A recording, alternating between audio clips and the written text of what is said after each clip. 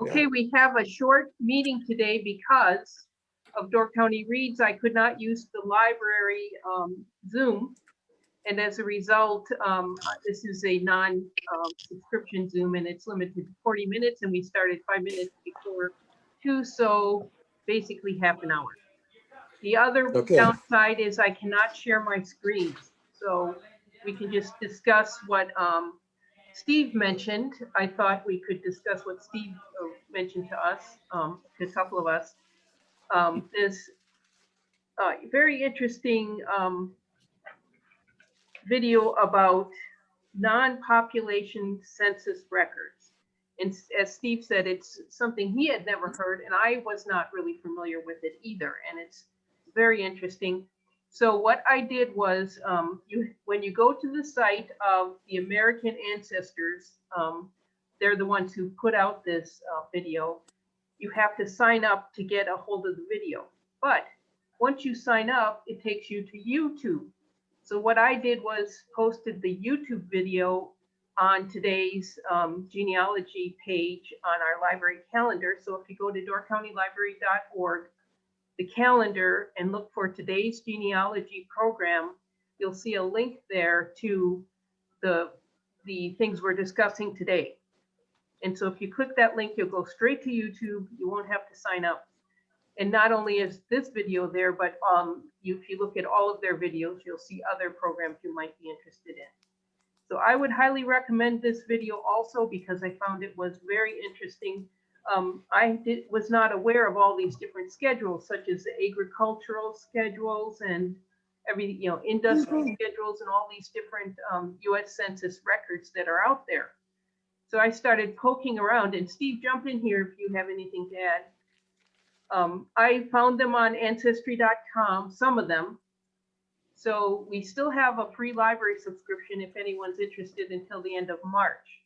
You can find that link on doorcountylibrary.org, the local history page. There's a way you can log in from home to ancestry.com if you don't have a subscription.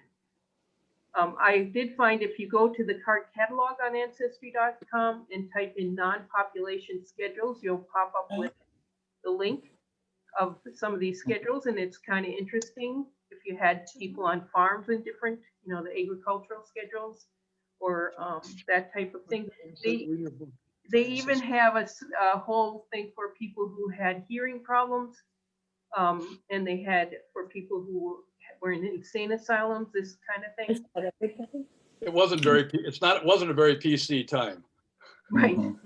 Exactly. No, it wasn't. Laura, I don't know if you took a lot of notes on it, but it's a couple of points that to bear in mind as you go through watching it is there's quite a number of schedules. They only covered 6 of them, I believe, on this particular video because they're the 6 key ones, and they really only pertain to the 1850, 1860, 1870, 1880, 1885 censuses.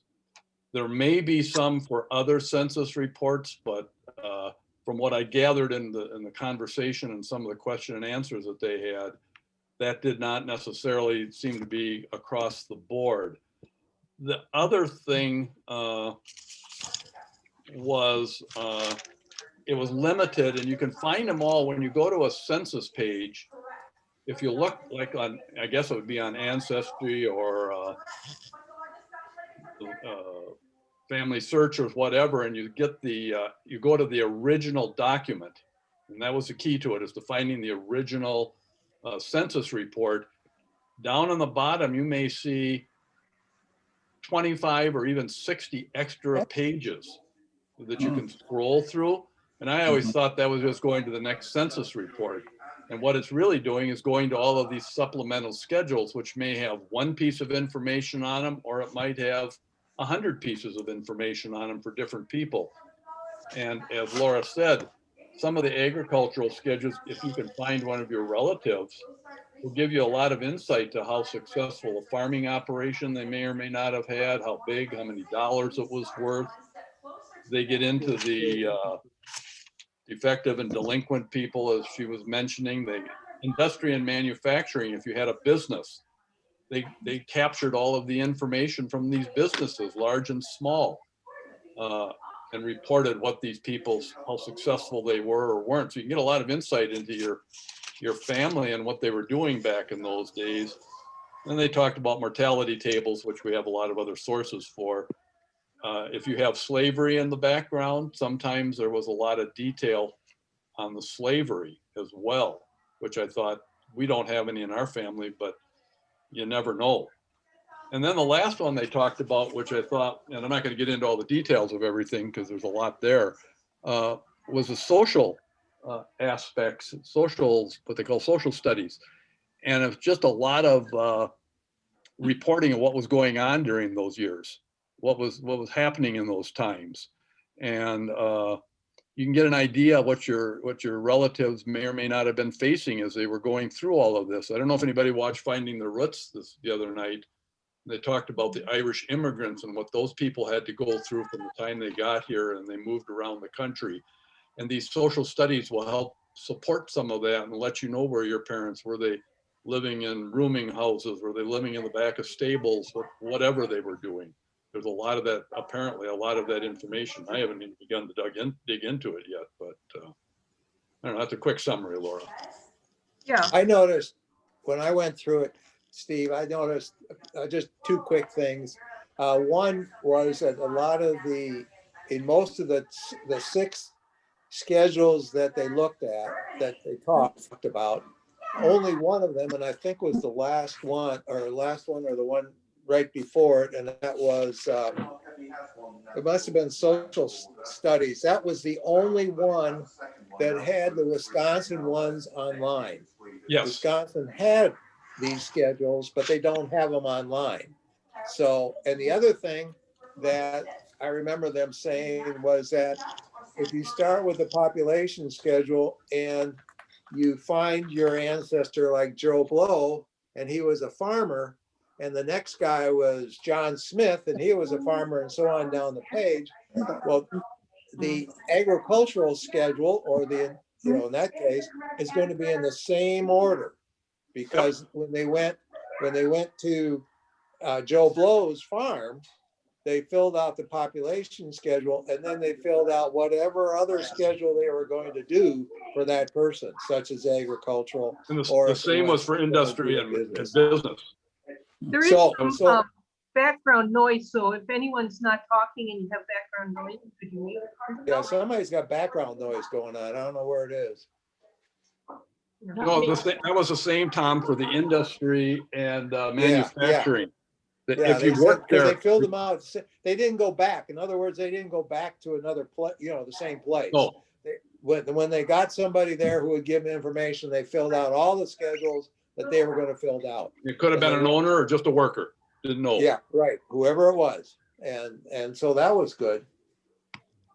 So there's a lot out there, I guess. Diltz isn't here. She was interested because she had somebody in her family that had been institutionalized because they were handicapped, and of course they would have shown up on the defective or the idiot one, which is amazing in today's world. But back then that's what they called people that had that handicap, and so, but it was very good. I thought. I think we got a lot that we can find. Yeah, and as I say, I put the link to the actual YouTube video on the library calendar page for this meeting, this meeting. The title of the video is Federal Census Moving Beyond the Population Schedules. So if you're looking for it, that's where you'll find the video itself. Also, I found there was quite a bit on the Family Search Wiki that describes what's in some of these schedules. And then I found that you can go to the National Archives to find out even more. They split it up by states, but it's at archives.gov/research/census/non-population. And if you look under Wisconsin, they have a link to the Wisconsin Historical Society where they have some of this information. And I was looking at South Dakota because I have farmers in South Dakota. So it's a really good place to go to get more information, and they describe all the different non-population census records there. So Yeah, those, there were like some of those schedules, there were hundreds of questions they asked.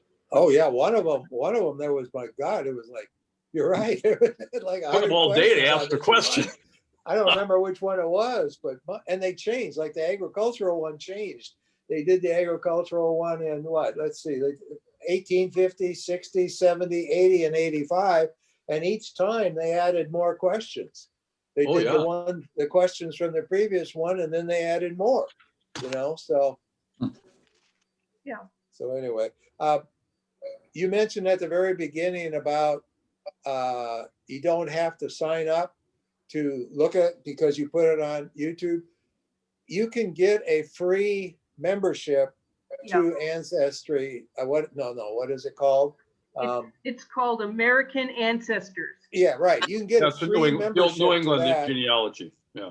Right. Yeah, and then you don't have to pay anything, to get that. And then you can look at all these webinars and classes that they have. And you also get a newsletter that tells you what the classes are that they're having, and so on. So you just have another newsletter to look at when you got nothing else to do, and when you're quarantined. Yeah. Well, I just tried to save a few steps for people who didn't want to necessarily. Right. But putting them on YouTube is a good idea, because you can always go back to YouTube and get it. And also, as I say, if you click on, if you see the one video and you click on the words American Ancestors underneath it, you'll see, and then look at all their different videos. You'll see all their different videos there. So if you have anyone in New England, I think there must be a lot there. I haven't looked at anything else yet, but this was really not all of their seminars are free either. Some of them are very, very No, expensive. some of them you got to pay for. Yeah. Some of them run $400 or $500 to participate. Yes. Wow. I take advantage of the free ones, because they're really good. I just look at the free ones. So do I. How do we show all participants? Laura, just a little bit off the topic, but kind of on the same topic. I did get that book you recommended. Oh, yes.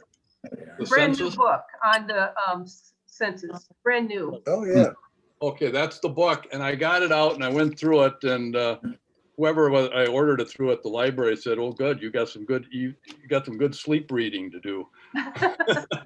But it is strictly England and Ireland. Oh, was it? Yeah, strictly England, Ireland, Wales, and Scotland. But they go into a lot of depth, very similar to what this video did. Mm-hmm.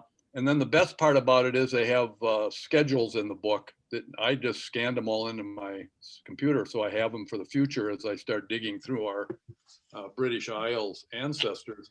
And it gives you all the sources, where to find the information, what to look for. So from that perspective, it was well worth the time to scoot through it. It's not something you're going to read cover to cover and not be able to put down, let me put it that way. But if you needed something, this is a great place to find. It's just a collection of resources that's vast. There's another brand new one on your poor ancestors. Steve, Yeah. I got a question. You said Ireland. I just ran into a book like that, English originated. It only had Northern Ireland in it, which was British, but it didn't have Southern, where my relatives are. This one supposedly has everything. From what All of Ireland, or only part? I believe it covers English both part? of it, but it does talk about the North and the South segments of it. But here it is again, just in case somebody wants to get the name of it.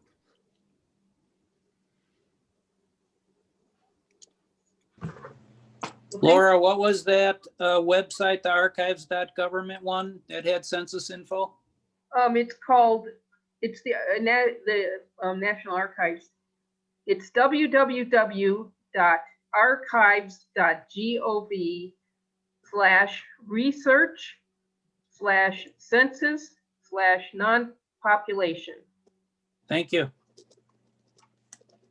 And as I say, I found that through the Family Search Wiki, looking up agricultural schedules. Okay.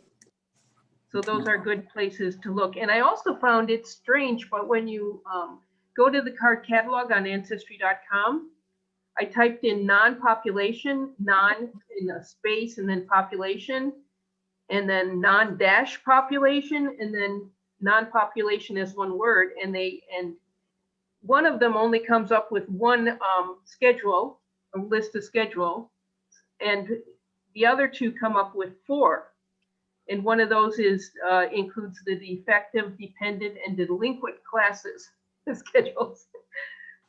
Again, not from 1980. And then one has the special census on deaf family marriages and hearing relatives from 1988. So it's interesting what they used to keep records on in the 1800s. But how you search makes a difference. The other thing I posted on the today's page, a link to, is this. They're having this conference, Roots Tech. Has anyone ever attended those? I know you've attended so many different conferences, but Roots Tech is having apparently their 2021 conference open to everyone for free this year, which apparently they've never done before. Right. No, because I signed up for it, so we'll I see. did too. I signed up for it too. It's 3 days, I think. In February, yeah, it's in Yeah. February, later in the month. And I put the link there in case anyone's interested. They don't list what the actual programs are. I think they list some of the keynotes, but has anyone seen any of their conferences before? They claim to be the biggest genealogy trade show and conference in the country. So who knows what'll be there, but it is for the first time ever free. Right. Yeah, free. That's the key word. Well, they'll probably have speakers. I imagine. I haven't followed it too closely, but they usually have, keynote speakers, and then they have all kinds of breakout sessions that are not necessarily related to what the speaker says, but they're usually very helpful. It's like the national one. I think it's sponsored by. Isn't it sponsored by the Family Search or the Family History Library? I think. I think so. I believe that's Yeah, true. I think because it's usually in Salt Lake City or near Salt Lake City. Probably at the what they call the Palace there. Can't think of the name of it. But has anyone else done anything interesting lately? if I may add something real quick related to this.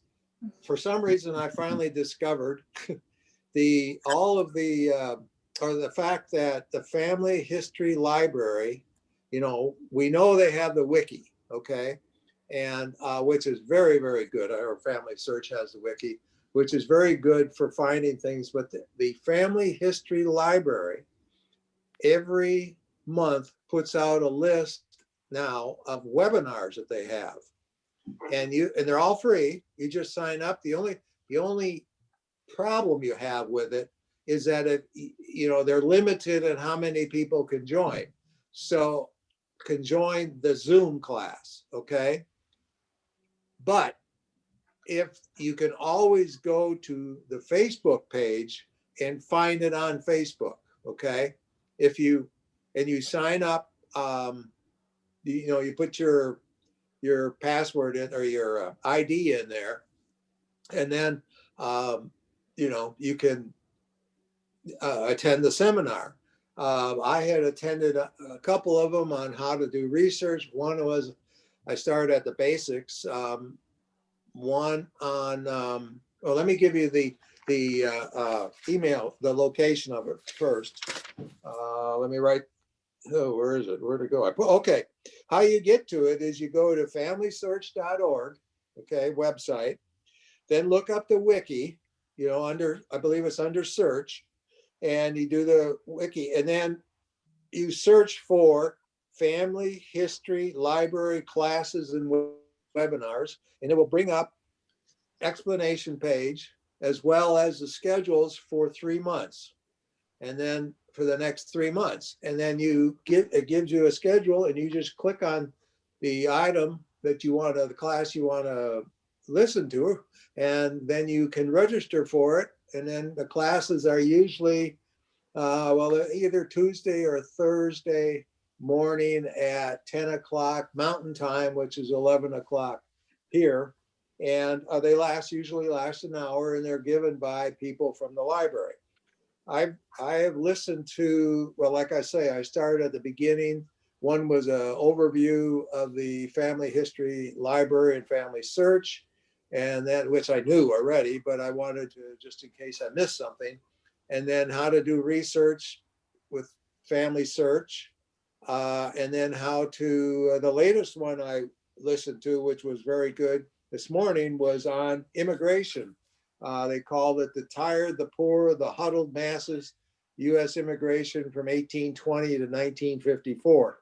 And so that was very good. Some of the topics they talked about was the push and pull factors of why people left their original country and came here.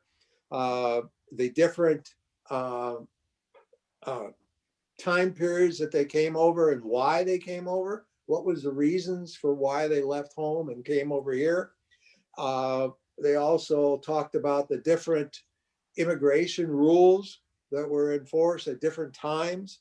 And then there was information about the surnames, distribution maps, so you can kind of search where the people came from, and just a whole, suggestions on where to find information about your immigrant ancestors.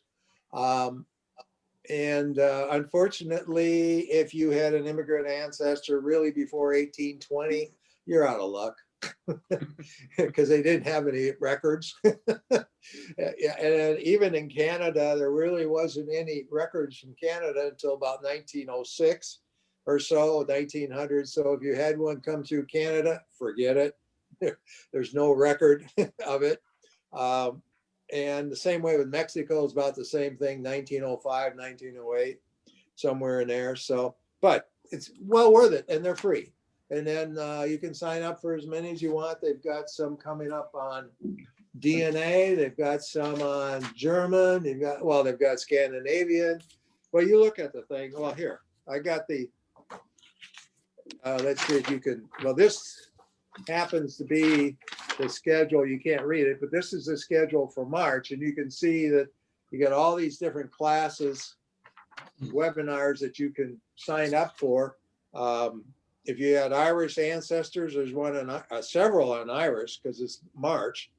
Let's see what else we got here. Well, these are mostly how to use Family Search Wiki for Irish, how to use, how to navigate, standardize, and print family search tree, how to correct the family search tree, which I find I'm looking forward to that one, is how you make corrections on that and get it right since people change it. How you merge duplicate records on family search, and so on. So how to add memories to family search tree. So and here's English ones, because this is in April, and then DNA was in April, and I forget what the other ones were in March or February. But I think it's well worth looking at and just see if there's anything that pertains to you. It's interesting. Free. The thing is, it's free. Yeah. I'm pushing free, let me tell you. One quick thing that I ran across here in the last week, Tom, you mentioned DNA. Ancestry came out with a new update. I don't know if anybody's seen it. Yeah. And it changed everything again in our families. But as I went back and double checked it in our tree, and I went back 5, 6, 7, 8 generations, kind of mapped out correctly. Yeah, so they must be going back looked further. at it yet, but yeah, I saw that. And I see where 23andMe is going to go public to raise money, and right. And let's see, what is it? Ancestry DNA has stopped their health one, and there's been a lot of changes because it's a changing environment out there. A changing thing, and so the other thing I found was the push for genealogy related to DNA is, I think, has plateaued. Now people are pushing for the medical aspect of DNA, is what appears to me. I don't know. Well, the other thing I noticed on this particular update was they really expanded or more detail on North American evidence of where your people are. So Yeah. I thought that was kind of a nice thing too. So Oh, I This know. Oh, okay. It's just dawned on me what's in pretty much all the Family Search webinars in February are on Black history, because Mhm. it's Black History Month, now that I remember it. So I didn't have too many of them of interest for me. So, Yeah, Ancestry showed me that I have Michigan pioneers, but really they only came to Michigan in the late 1800s, so I don't know that those are pioneers. But I'll have to study it a little more. oh yeah. yeah. Now I see one other thing. The Wisconsin Genealogical Society has put out their notice about their Genearama that they always have in late April or first part of April. And they put that out, and you can sign up for that. It's a 2-day session, Friday and Saturday. Works the same way. They have a main speaker, who gives maybe 4 presentations on the 2 days. And then you have breakout sessions that you can go to attend. And, they have a full range. Right back. I think it's for a member, it's like $55. And for a non-member, don't quote me on non-member, but I think it's $75 for it. And it's a Zoom, It's actually was supposed to be in Manitowoc, which I was looking forward to, but with COVID, it's not there. So they're usually worthwhile, again. We're running out of our time pretty soon, so anyone else have anything to add? I think you got updated to Thank you. unlimited. Actually, What'd you say, Steve? I got a Yeah, little we flash just- on we the just screen got a that note says on the updated screen. to unlimited. and I put that on the chat, but we had a blue thing on the screen saying we've been upgraded. Yeah. Oh, we get longer time? I think Said so. What got upgraded? Unlimited. It said unlimited. Oh, that's nice. I didn't see that myself, but it's a bonus. So we can just keep going till it shuts us down, I guess. Barb wants to say something. I just Barb? had a question, yes. Is anyone who uses Ancestry working simultaneously with Ancestry and Family Tree Maker? No. No, Not Okay. anymore. Not anymore. right. You're not using Family Tree Maker anymore? No, I used to, but then they changed, they did so many different things and now it's I- really pricey. Not just that, but it's gotten, working between the two has become very complicated. Also, I Exactly. see Ann Glabe is here, is that right? Yeah, I think, Ann? She was. well, her name is here. Yeah, I see it. I don't know. I haven't heard anything, so I don't know I what. spoke to her earlier, so I don't know. Maybe she's not at her computer at this minute. Oh, That would be great. Because Okay. she's been at SCAN. She hasn't been able Yeah. to. Yes. So I think it helped that I sent the link over email. Maybe I should do that every meeting. Yeah, that was very helpful. Yeah. Instead of trying to have people remember to come to the website. Yeah. Mhm. We will be Thank you. having the next meeting on February 18th at 2:00, 2 weeks from now. So make sure you write that down. If anyone has any good ideas about what we should discuss, let me know. It was very helpful that Steve came across this video, I think, on these extra schedules. And I think it's a great place to start digging in a little deeper. Anyone else have anything to say? Well, I'll throw something out there. yeah, okay. You probably know we're doing Door County Reads right now. Yeah. Oh, yeah. The author is named Emily St. John Mandel.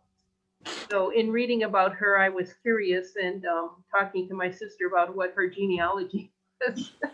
Somehow I have to analyze everything that way. And I think St. John is her married name's Mandel, but St. John is her mother's side of the family. And she grew up on a small island off of Vancouver. So I came across a very old article that said people, or on Twitter or something, she said people who make, think that her name St. John is sort of haughty. And she said, well, you should see my great grandfather. His name was Newell St. Andrews St. John. So I started looking him up for fun. And it's kind of fun to follow it because it sounds like he was a pioneer in Montana, and then he went to Canada, and it just goes on and on. So I can't help but try to plug everything into a genealogy to find history. So Oh, that's great. she will be speaking next Thursday evening. If anyone wants to join, the link is on the library calendar. And then 2 days later, she'll be talking with Patrick Somerville, whose mother used to live in Sturgeon Bay. He's doing the screenplay for HBO of the book. And his mother, Lee Somerville, was in Sturgeon Bay until not too long ago. And she is from Yorkshire, which is where a lot of my family history comes from. So as I say, everything ties into genealogy. So that's all I have to add. Anyone else want to say anything, or should we end the meeting? I just let everybody know that, family, or Who Do You Think You Are, which is on PBS on Tuesday night. The next Tuesday, Monk is going to be on. Oh, yes. What's his real name? I think it's Finding Your Roots, isn't it? Finding Your Roots, yes. Finding Your Roots. Yeah, not Yeah. Who Do You Think You Are? Yeah. Finding Your Roots, and it's Yeah, Tony Yeah, Shalhoub that's is going to be on, and I Yeah, forget who the yeah. other one is. Yeah, it's next Monday, a good Tuesday show. night at, I believe it's Tuesday. Yeah, Tuesday night at Yeah. 7 7. o'clock on PBS. Yeah, Thanks. there were a whole bunch of, were they from Lebanon? Lebanese people who, families that settled together in Green Bay. Shaloubs, I think they're Lebanese. Salute, yeah. Fairla, they had a whole bunch of liquor stores. They were also possibly Sarujis, I don't know. But there was a big settlement that came over. Oh, So Well, everybody When- must when have was that? seen- Laura, when was that? I'm not sure, to be honest. I just know our neighbor in Depeer grew up with Tony Shalhoub, went to school with him. So I just know it through the grapevine. Barb And would we chime have all seen Feed the Fish, right? Yeah. Yep. Okay. Well, okay, I guess we'll end this meeting. Thank you for coming, and Thank you. Thanks, Thank Laura. you, Laura. Thank you. Thank you, Laura. Thank you. Thanks, Steve. Yep. Guys, have a good one. stay safe from all the snow and the rain and cold. It's going to be bitter If we cold. get it. Oh, it's starting to snow here right now. So, Oh, is it? yeah. Oh, yeah. Yeah. Just Oh, look yeah, it is forward. here too. Just Bye. barely. Okay, Bye. take care. Okay, bye Bye-bye. now. Thank you.